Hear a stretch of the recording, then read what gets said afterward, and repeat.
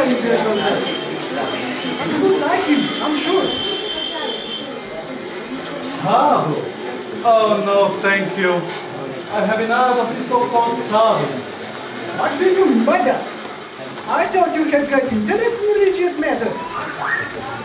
Yes, but these sadhus, most of them are just bogus. Their interest in religion rarely goes beyond their bellies. When the belly is full for them begging, they give you enough. It is all by the grace of the Lord. And that's it. Begging, eating, sleeping. That is their business, for the most part. I don't think this sadhu is like that at all. I met him a few days ago. Myself, Kirsch, Pradeep, you weren't with us that day. We all agreed that you have to come and meet him. And whatever is your judgment of his qualification, we will accept as final. He doesn't seem interested in bluffing anyone. He's a real scholar. Anyway, we thought you will make a final decision. So let us go now.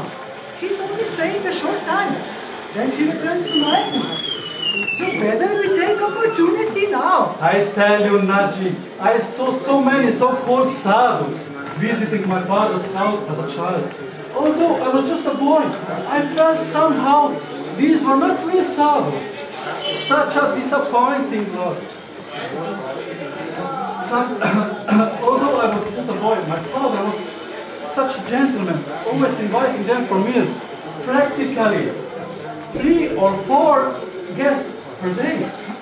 Sometimes I wondered, even as a child, why would my father entertain them? For they were hardly what you call cultured, what to speak of saintly. Some of them smell ganja when smoking. Sometimes, some of them, somewhat just street beggars who had done saffron cloth to take advantage of people's sentiments, to be charitable to sadhus. Some were more cultured, I could see that, but they usually ended up some talking word juggleries. I failed to see why, just because someone who can juggle some religious sounding words should be considered a saint. I tell you, Rabbi, this sadhu is different. I met him a few days ago, and I couldn't understand everything he said when I heard him.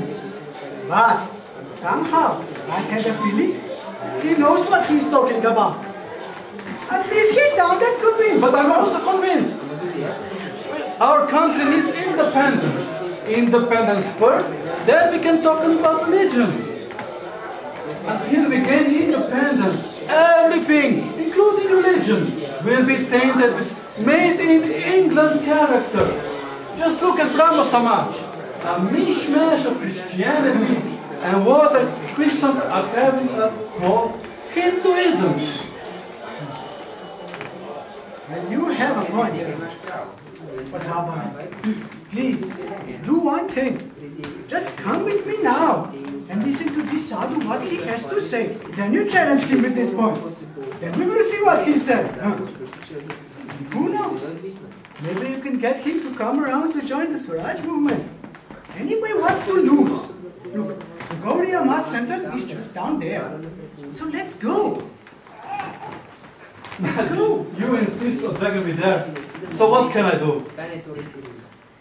But I tell you one thing. 5 or 10 minutes, then I'm leaving.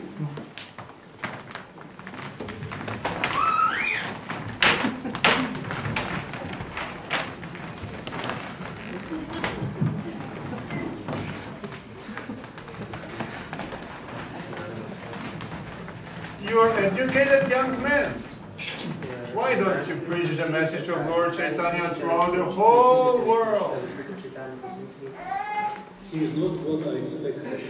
He speaks with conviction. He appears noble both in body and gestures. He knows what he wants, yet there is no trace of selfishness in him. He speaks with eloquence, but wastes no words. Maharaj, I have to question your proposal. Who will hear Chaitanya Mahaprabhu's message? We are a dependent country. First, India must become independent. How can we spread Indian culture if we are under the British rule? When India is recognized as glorious nation it originally was, then the world will listen to our message. Until then, we are like an orphan child under the care of foster parents. The world will simply scoff at us, saying, children are to be seen, not heard. If I can make just one pure devotee, then my mission is successful. Is this young man the one I'm looking for?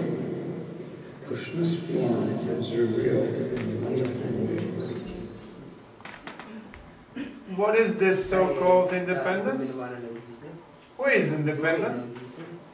Can you name one such person, or a community, or a nation who is independent? Rest assured, there is no such entity, for all are eternally dependent by their very fundamental nature. And why do we speak of Indian culture? We don't care for Indian culture, but for the eternal culture of the spirit, as taught by Mahaprabhu. The whole world is starving for this culture of the soul. If a hungry person is offered a nourishing food, why he should not accept it? Anyone will accept it who is sincere. Lord Chaitanya Mahaprabhu is the greatest benefactor for all mankind. Rest assured, there is no such benefactors of the highest merit as Mahaprabhu and his devotees. The offer of other benefit is only a deception. It is rather a great harm, whereas the benefit done by him is the truest, greatest, eternal benefit. This benefit is not meant for one particular country, causing mischief to another, but it benefits the whole universe. The kindness that Sri Chaitanya Mahaprabhu has shown to Jivas absolves them eternally from all wants, from all inconveniences, from all the distresses. That kindness does not produce any evil, and the Jivas who have it will be eternally freed from the onslaughts of the evils of the world. His words are like a shower of nectar, yet I am frown of balance. He's challenging all my convictions. Maharaj, you speak well, yet I am doubtful. Oppression of people of our country is a reality no one can deny. And on top of that, the people are duped into seeking the modern advances of the West. Mostly our countrymen give only lip service to religion. He is intelligent. He recognizes superficiality and hypocrisy, and he is not complacent. Sadly, this is the fact. All the more need for educated, serious men such as yourself to take up the banner of Mahaprabhu and lead the way for others. Yat yat acharati shreshtas tat tat vetaro janaha sayat pramanam kurute lokastat. You know Sanskrit? He quotes Bhagavad Gita as if Lord Krishna was speaking through him.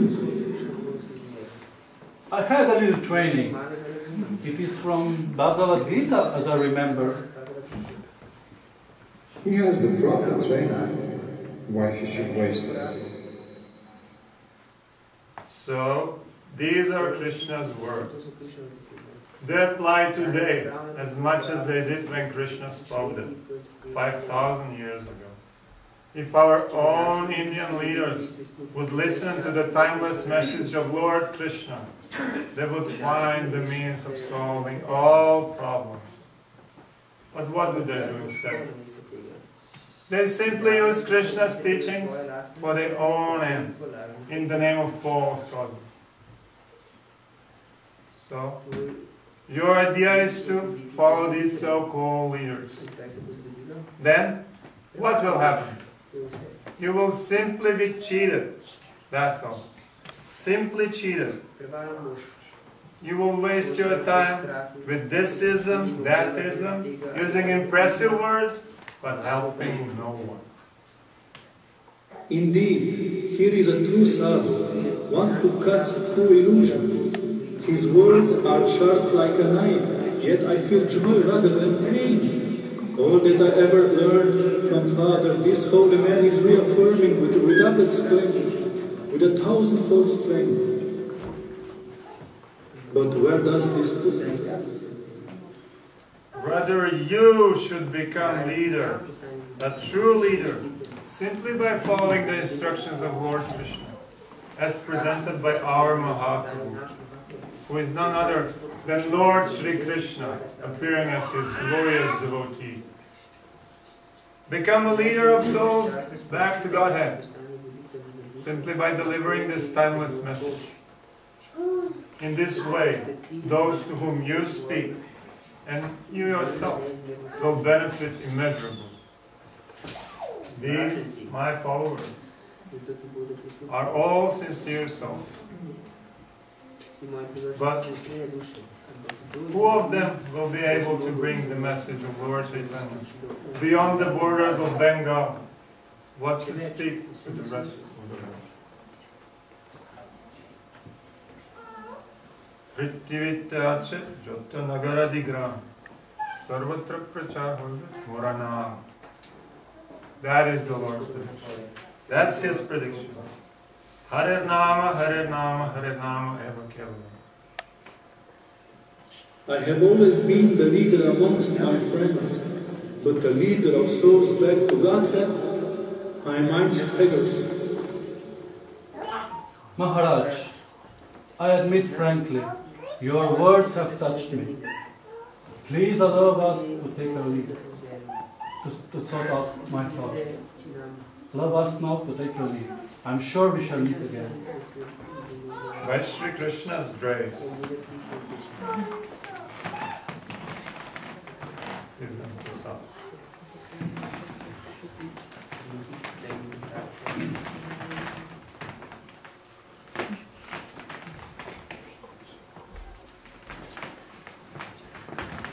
So, Abhay, what do you think? Come on, Ji, out with it! I dare say he had you there a few times, no? Okay, all right. No need of long words. Just give me your verdict. Sadhu, yes or no? Yes, yes, of course, sadhu. Real sadhu, but so much more than simply sadhu. He's wonderful. What can I say? He's Vaikuntha man. The message of Lord Chaitanya is in the hands of a very expert person. Nadji has forcibly dragged me here. And indeed, it seems to be the arrangement of the Lord. Who could know that I would meet my eternal Father this way? Who could know that I will come to His protection? This wonderful person, in this unlikely place, on a rooftop of Ultadanga, is leading me now. That I can understand. So be it. Let him lead me.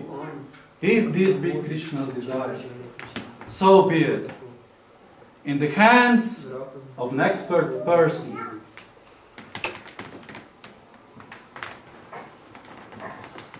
This meeting was a turning point in the life of Hare Krišna.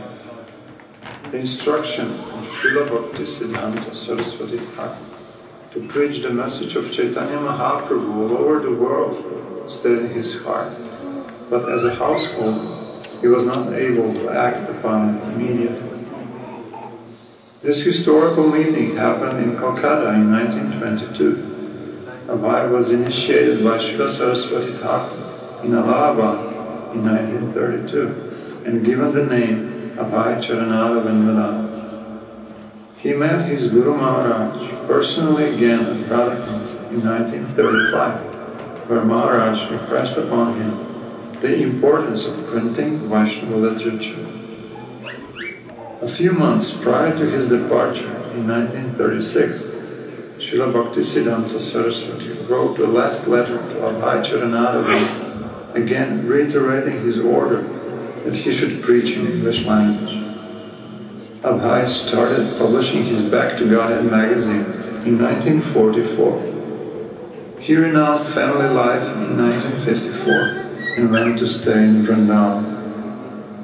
In 1965, A.C. Bhaktivedanta Swami, following the order of his spiritual master, boarded the transcontinental steamer Jaladuta, sailing towards the United States.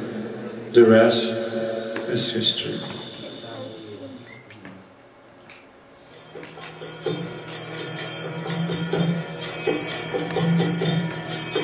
Hare Krishna, Krishna Krishna, Hare Hare.